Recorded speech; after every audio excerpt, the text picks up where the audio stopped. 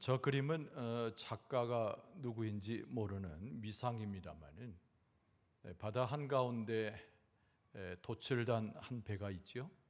그러나 우리가 한눈에 보기에도 옆에 집채만한 것이 아니라 아예 산만한 큰 파도가 갑자기 일어나는 장면을 그리고 있는 그림입니다. 풍랑이 있는 우리 인생, 그러나 우리 하나님의 피난처는 어디 있을까? 이 질문과 함께 저 그림은 우리에게 많은 것을 시사해주고 가르쳐주는 교훈적인 그림이라고 할 수 있겠습니다. 저 풍랑을 어찌 감당하겠습니까? 그러나 저 배 가운데 있는 우리들을 상상해 보게 하는 그림입니다. 우리의 삶에 있어서 모든 것이 하나님의 축복이죠. 부인할 수 없는 하나님의 은혜의 우리의 고백일 수 있습니다. 그러면서도 하나님의 축복과 은혜를 그리면서도 우리의 마음 가운데 여전히 떠나지 않는 질문이 있어요. 내 삶이 평안한가? 내 삶이 혹시 근심과 걱정 가운데 있지 않는가? 내 삶에 어려웠던 때는 언제이고 나의 삶의 현재의 모습은 무엇인가? 이 질문이 우리에게서 떠나지 않는다는 거예요. 누가 말했습니다. 인생은 고해와 같다 그랬어요. 고통이 가득 찬 바다와 같다라고 하는 표현이지요. 우리는 행복했을 때보다도 만족스러울 때보다도 우리의 삶의 모든 것이 채워졌다 여겨졌을 때보다도 우리의 삶의 고난과 어려움 그리고 고통들을 쉽게 기억하는 것이 우리의 본성입니다. 가만히 생각해 보면 우리의 삶 자체가 고난 가운데 있다는 것을 부정할 수 없지요. 우리 주변에 있는 사람들의 수만큼 고난의 경우들이 있습니다. 또 우리가 얽혀져 있는 우리의 모든 관계를 곱해서 숫자를 계산한 것만큼 우리의 삶의 조그만 흔적들이 우리를 괴롭게 합니다. 내가 살아왔던 인생의 수만큼 우리의 삶에 놓여져 있는 것은 수많은 고통의 파편들이죠. 이런 여러 가지 생각들 가운데 우리는 다시 한번 내 중심을 추스려 봅니다. 그러면서 성경을 들여다보면서 이런 질문을 하게 되죠. 내게 있어서 진정한 피난처는 어디인가라고 하는 거죠. 모든 것은 변화무쌍하고 모든 것은 우리를 돕기에는 역부족인 상황들을 수없이 만날 때 우리는 그렇게 말씀 가운데 질문하게 됩니다. 내 삶의 곤고함, 내 삶의 고통이 피함을 얻을 수 있는 피난처는 어디 있는가? 여러분 성경에서는요 이런 피난처를 높은 요새로 비유하는 시편의 말씀을 우리는 기억을 하게 됩니다. 높은 요새, 난공불락의 요새인데 이 땅에서 볼 수 없는 높은 요새, 하나님 계신 그 자리를 시편은 그렇게 노래하고 표현했습니다. 우리가 전정 가야 될 곳입니다. 우리의 삶의 안정을 누릴 수 있는 곳이죠. 우리가 그 가운데 들어가야 보호함을 받는 곳입니다. 나의 인생의 피난처는 어디에 있는가? 성경을 보면서 우리는 그런 또 하나의 질문을 하게 된다는 것이죠. 오늘 하나님의 말씀을 보면서 우리는 어떤 교훈을 얻습니까? 우리의 피난처이신 하나님을 똑바로 기억하라고 하는 시인의 권고를 만나게 됩니다. 그러면서도 우리 가운데 계속 강조되는 것이 있어요. 피난처를 인정하고 기억하는 것으로만 족하지 않다는 얘기입니다. 그 피난처에 들어갈 만한 하나님의 백성의 신앙적 삶이 우선된다는 것을 오늘 본문의 말씀은 보충적으로 우리를 권고하고 있습니다. 나의 믿음의 행동은 어떻게 되어져 있는가라는 것이죠. 이 어두운 시기에 기댈 수 있는 피난처를 발견한 우리가 어떻게 하나님의 피난처에 들어갈 수 있는가라고 하는 실제적인 내용들을 오늘 본문의 말씀은 우리에게 가르쳐주고 있습니다.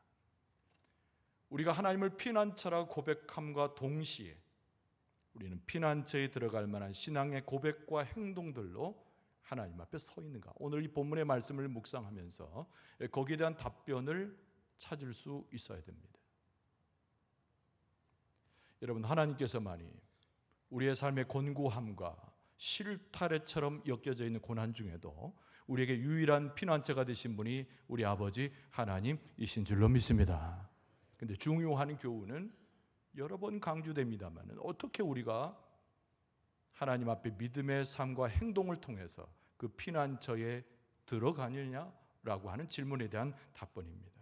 여러분, 첫 번째로는 우리가 하나님을 신뢰하되 오직 하나님만을 신뢰할 수 있어야 된다는 말이에요. 한번 따라서 합시다. 오직 하나님만을 신뢰할 수 있어야 합니다. 오늘 본문의 말씀의 첫 번째 부분은 우리에게 무엇을 말합니까? 주님의 보호에 대해서 시인이 노래하고 있는 구절을 만납니다. 그리고 그 보호에 대해서 확신할 것을 요청하는 권면이죠. 여러분, 1절과 2절에 보면은 지존자의 은밀한 곳에 거주하며 전능자의 그늘 아래에 사는 자여, 나는 여호와를 향하여 말하기를 그는 나의 피난처요 나의 요새요 내가 의뢰하는 하나님이라 하리니. 이 말씀은 우리가 많이 애독하는 말씀이에요. 그러나 이 말씀 속에서 무엇을 보게 한다고요? 하나님은 우리에게 보호자가 되신다는 거예요. 그리고 또 하나, 우리는 하나님을 온전히 의지하되 그 보호자가 되신 하나님을 확신할 수 있어야 된다. 그것이 우리의 노래로 우리의 삶을 통해서 하나님께 드려져야 된다는 것을 은연중에 우리에게 권고하고 있음을 보게 됩니다. 하나님이 원하시는 것이 무엇일까요? 우리 인생들을 보면서 하나님을 기대에 있는 하나님의 백성들을 보호하고 하나님의 날개 아래 우리를 품으시기를 가장 원하시는 분이 우리 아버지 하나님이시에요. 우리가 하나님 앞에 다가오는 것을 좋아하십니다. 우리가 하나님 앞에 나아가서 그 피난처 속에 들어가기를 하나님이 원하십니다. 하나님은 우리를 보호하기를 원하시는 분, 그분이 우리 아버지 하나님이신데요, 여러분 반드시 기억해야 돼요. 우리에게 위로를 주시는 분이 누구인가? 우리의 삶의 곤고함 가운데 우리를 헤어나오게 하고 우리에게 능력이 되시는 분이 누구인가? 오늘 이 시편의 앞부분에서 이야기하듯이 확신 가운데 하나님을 고백하는 그 입술이, 그 심령이 우리의 것이 되어야 됩니다.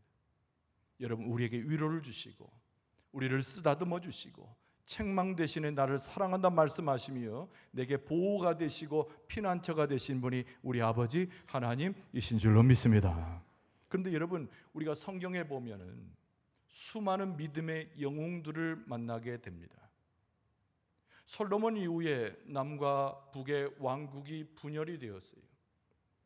북이스라엘은 내버려졌지만 남유다는 다윗의 혈통을 따라서 하나님께서 축복하는 나라가 되었지요. 그러나 모든 왕들이 하나님 앞에 선하다 칭찬을 받은 것은 아닙니다. 제가 누구 얘기를 하려고 하냐면 아사라고 하는 유다의 세 번째 왕에 대해서 언급하고자 하기 때문이에요. 이 사람은 하나님 앞에 칭찬받는 사람이었습니다. 우상들을 제한 사람이에요. 하나님을 떠났는 자를 불러 모은 사람입니다. 하나님 앞에 제사에 성공했습니다. 그래서 그의 생애는 온 전쟁이 끊이지 않았던 상황 속에서도 하나님의 역사와 은혜 가운데 전쟁의 승리를 맛보았던 사람, 그가 유다 왕국의 세 번째 왕인 아사예요. 역대하 14장 2절 이하에 보면 그를 칭찬하는 구절이 거기에 나옵니다. 아사가 그의 하나님 여호와 보기에 선과 정의를 행하여 이방 제단과 산당을 없애고 주상을 깨뜨리며 아세라상을 찢고 유다 사람에게 명하여 그 조상들의 하나님 여호와를 찾게 하며 그의 율법과 명령을 행하게 하고 또 유다 모든 성읍에서 산당과 태양상을 없애매 나라가 그 앞에서 평안함을 누리니라. 할렐루야. 얼마나 훌륭한 모습입니까? 그러나 야사는 결코 행복한 사람이 아니었습니다. 여러분, 끝이 좋아야 합니다. 마지막 때까지 하나님을 섬겨야 합니다. 믿음의 변화가 있어서는 안 돼요. 근데 아사는 불행하게도 그의 마지막 말년에는 망령되고 자만하여서 하나님을 떠난 자가 되었다고 성경에 낱낱이 기록이 되어져 있습니다. 하나님의 벌을 받아서 병들어 죽은 자가 되었어요. 똑같은 역대하 16장 12절 이하에 보면 아사에 대해서 이렇게 기록합니다. 아사가 왕이 된 지 39년에 그의 발이 병들어 매우 위독했으나 병이 있을 때 그가 여호와께 구하지 아니하고 의원들에게 구하였더라. 아사가 왕에 있은 지 41년 후에 죽어 그의 조상들과 함께 누우는 신세가 되었다라고 쓰고 있습니다. 그가 재위한 지 39년 때에 병이 들었어요. 발병이 난 겁니다. 여러분, 그 삶의 족적을 보면 하나님께 달려가야 되겠지요. 피난처가 되신 하나님을 찾아야 합니다. 진정한 구원주가 되시고 왜 병에 걸렸는지 일러주시고 그의 삶 자체 회복을 주셔서 축복을 주신 하나님을 쫓아가야 함에도 불구하고 성경은 아사의 행적을 이야기하기를 그가 여호와께 구하지 아니하고 오히려 사람이라 할 수 있는 의원들을 구하여서 발병한 지 2년 만에 병들어 죽고 말았다고 하는 기록을 남겼습니다.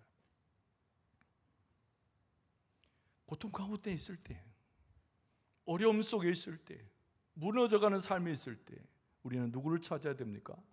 오늘 성경의 말씀에 특별히 시편은 여호와 하나님을 피난처 삼아서 그 앞에 달려가야 함을 우리에게 가르치고 있어요.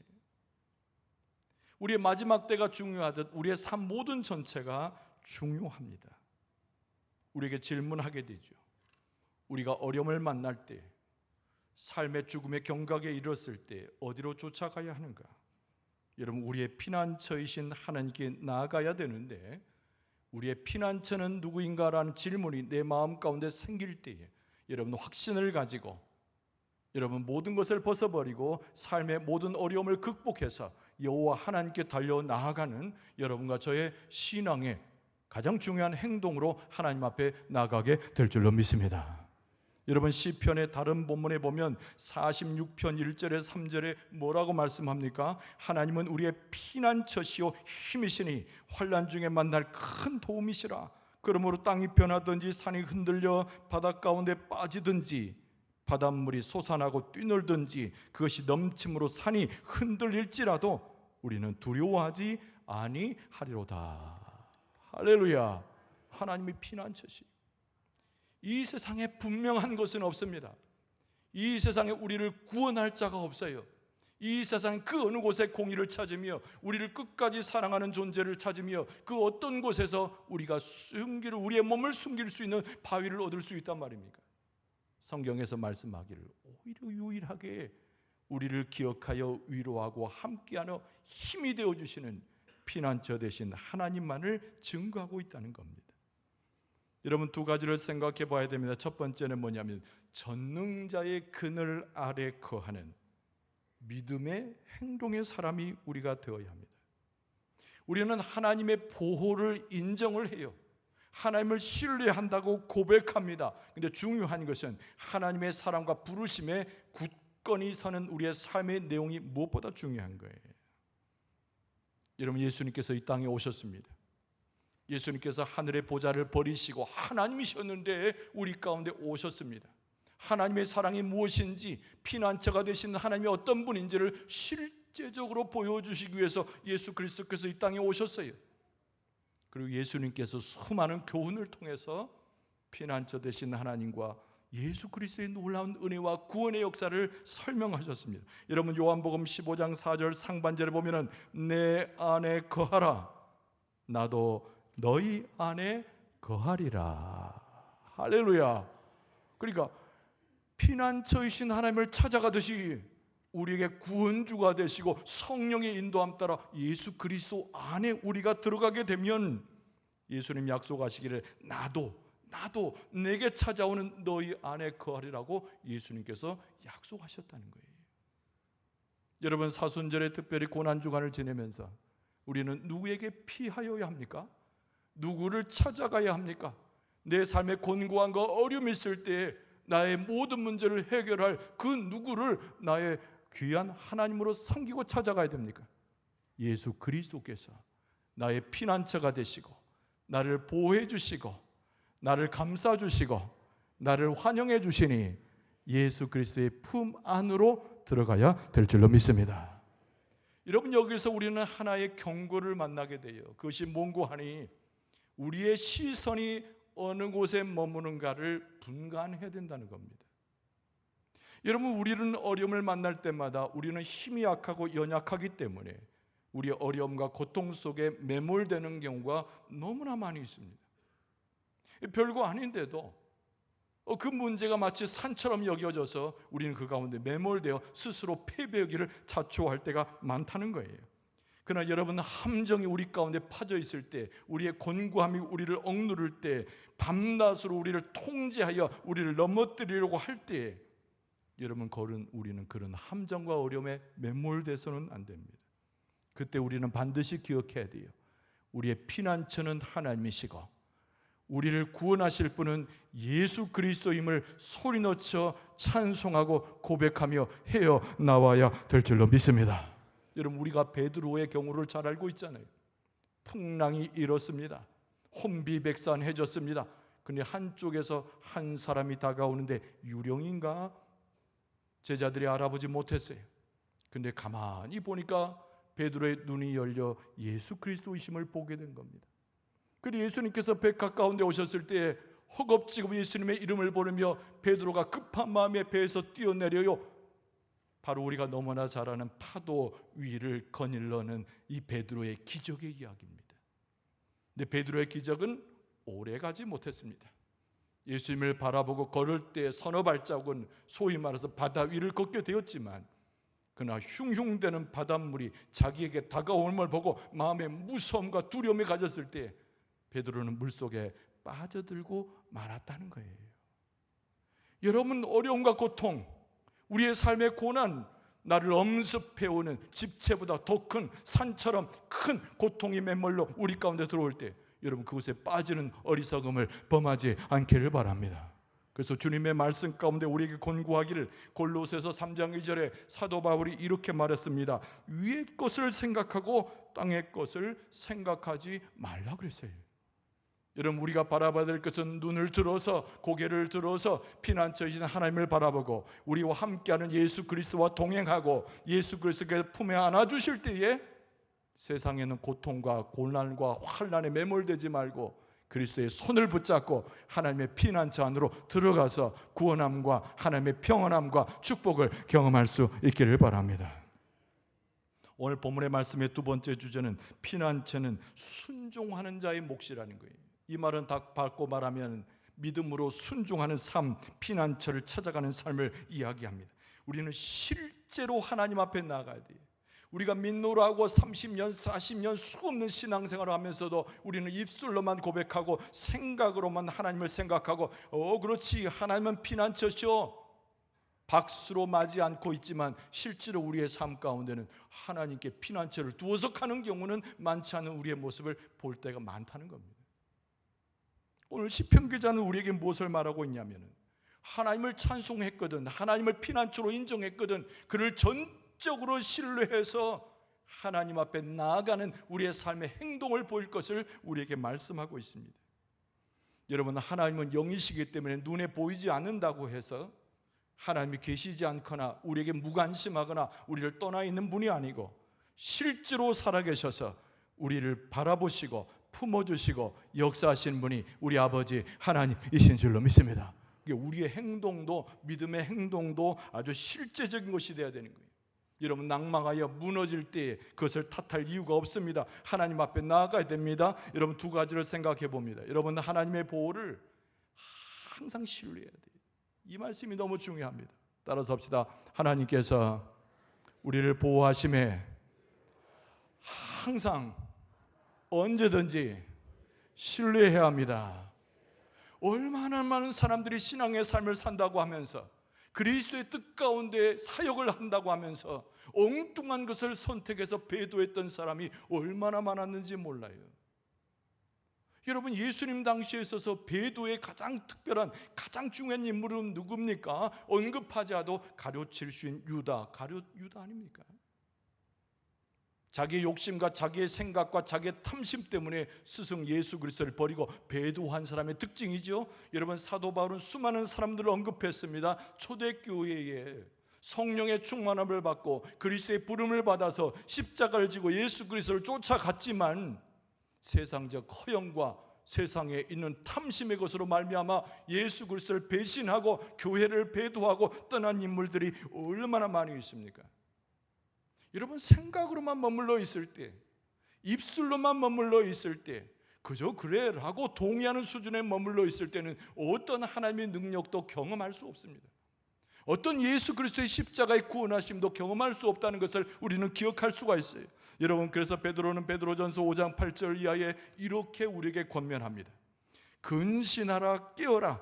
너희 대적마귀가 우는 사자같이 두루다니며 삼키를 자를 찾나니 너희는 믿음을 굳건하게 하여 그를 대적하라. 할렐루야. 믿음을 굳건히 하라는 거예요. 여러분, 초대교회 사도들에게 떠나지 않는 것은 고난이고 그들을 위협하는 것은 죽음이었고, 여러분, 사도 바울은 가는 곳마다 강의 위험과 도적의 위험과 산의 위험과 동족의 위험과 수많은 옥에 갇히면서 매를 맞고 곰통 가운데 있었다는 거예요. 그럼에도 불구하고 사도 바울뿐만 아니라 베드로와 수많은 믿음의 사도들은 공통적으로 그 말씀에 기록한 대로 믿음을 굳건하게 하여 사탄을 대적하여 예수 그리스도의 능력으로 이겨내고 피난처 되신 하나님을 의지하여 평안한 마음과 기쁜 마음과 하나님의 축복을 받게 된 줄로 믿습니다. 여러분, 우리는 이 고난 주간에 무엇을 묵상합니까? 예수 그리스도의 고난을 묵상하지만 우리의 믿음의 선배들의 고난을 묵상해 보고 예수 그리스도를 따라갔던 수많은 선조들이 그 고난을 이겨냈던 그 승리를 함께 묵상할 수 있어야 돼요. 여러분, 하나님께서는 우리에게 실제적인 믿음의 고백과 행동을 요청하고 있습니다. 우리 영광중앙교회 성도들은, 오늘 하나님 앞에 예배하고 있는 성도들은 오늘 말씀의 기초에서 아주 굳건하게 믿음에 세워져서 믿음으로 행동함으로 사탄을 대적하여 이길 뿐만 아니라 근신하여 깨어서 하나님의 피난처에 들어가 그리스도의 십자가로 승리하게 될 줄로 믿습니다. 여러분, 한 가지만 덧붙이면 하나님의 사랑을 기억하는 것이야말로 최고의 행동인 거예요. 여러분, 우리는 사랑을 흔히 뭐로 생각합니까? 감정으로 생각을 합니다. 우리는 흔히 사랑을 무엇으로 생각합니까? 눈빛으로 교환하는 그 무엇으로 생각하게 됩니다. 그렇지 않아요. 여러분, 사랑이라고 하는 것은 능력인 것인데 예수 그리스도께 우리에게 베풀어진 사랑이요, 하나님이 나와 함께 하시는 약속의 증표가 하나님이 내게 베풀어 주신 사랑인 줄로 믿습니다. 그런데 그 사랑을 우리 안에 간직하는 거예요. 내가 믿음 가운데 실제로 행한다는 것은 다른 것이 아니라 그 하나님의 사랑을 내게 직접적으로 간직하고 그 믿음 가운데 하나님의 사랑 안에 거하는 것이야말로 실제적으로 믿음을 통하여 하나님 앞에 나아가는 우리의 행동의 최고봉인 줄로 믿습니다. 여러분, 믿습니까? 하나님께서 여러분과 함께 하심을 믿습니까? 여러분을 사랑하신다고 믿습니까? 언제라도 구원하신다고 믿습니까? 보호자가 되신다고 믿습니까? 위로하신다고 믿습니까? 함께 하신다고 믿습니까? 할렐루야. 그 믿는다고 고백하는 것 자체가 하나님의 사랑을 소유하는 거예요. 하나님의 사랑을 소유하는 사람이, 하나님을 향한 믿음의 고백을 철저히 하는 사람이, 그것이야말로 실제적인 행동인 거예요. 내가 하나님 앞에 이런 일을 했습니다. 하나님 앞에 이렇게 예배했습니다. 이렇게 헌금을 많이 했습니다. 그것이 실제적인 행동이 아니라 최고의 행동은 하나님의 놀라운 역사에 고백하면서 피난처 되신 하나님을 인정하면서 예수 그리스도의 뒤를 따라가 그 사랑의 사도가 되어 우리의 삶으로 실천하는 자가 실제로 믿음에 이르는 자니 하나님의 피난처에 들어서 이 세상의 환난 속에서 이기는 자가 될 줄로 믿습니다. 그래서 요한복음 14장 15절에 보면 사도 요한이 이렇게 말합니다. 너희가 나를 사랑하면 나의 계명을 지키리라. 요한복음 16장 33절에 보면 이것을 너희에게 이르는 것은 너희로 내 안에서 평안을 누리게 하려 함이라. 세상에는 너희가 환난을 당하나 담대하라. 내가 세상을 이겼노라.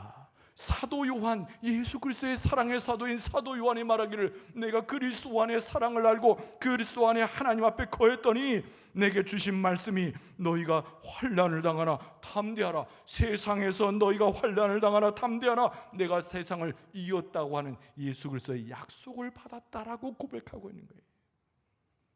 여러분, 그리스도의 사랑의 능력으로 피난처 되신 하나님의 권세로, 날 붙들으신 하나님의 권세로 그 피난처 아래서 평안을 누리되 세상을 넉넉하게 이기게 될 줄로 믿습니다.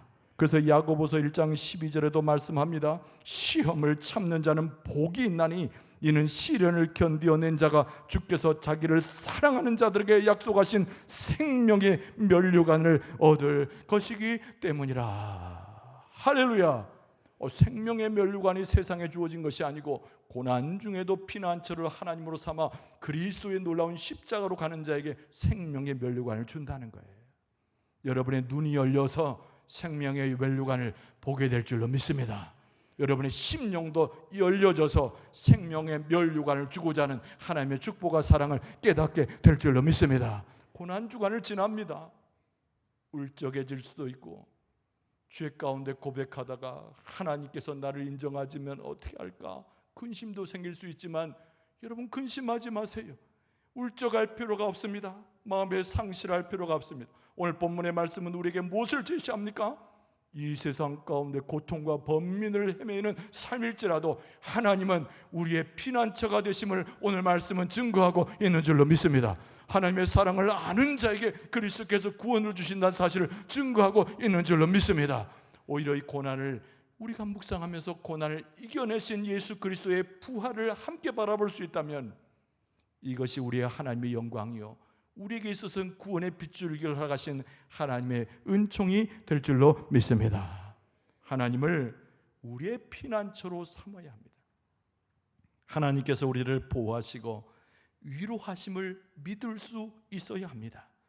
세기를 내시는 분이 여호와 하나님이시고 그 가운데 승리케 하신 분이 예수 그리스도이니 성령의 은혜 가운데 주님께서 내시는 그 길을 따라 걸어가 승리할 수 있기를 바랍니다. 이겨낼 수 있기를 바랍니다. 피난처 되신 주님 하나님 안에서 복락을 누리고 하나님을 찬송할 수 있기를 바랍니다. 주 예수 그리스도의 이름으로 승리할 수 있는 여러분과 저의 모습 되어질 수 있기를 주의 이름으로 축원합니다.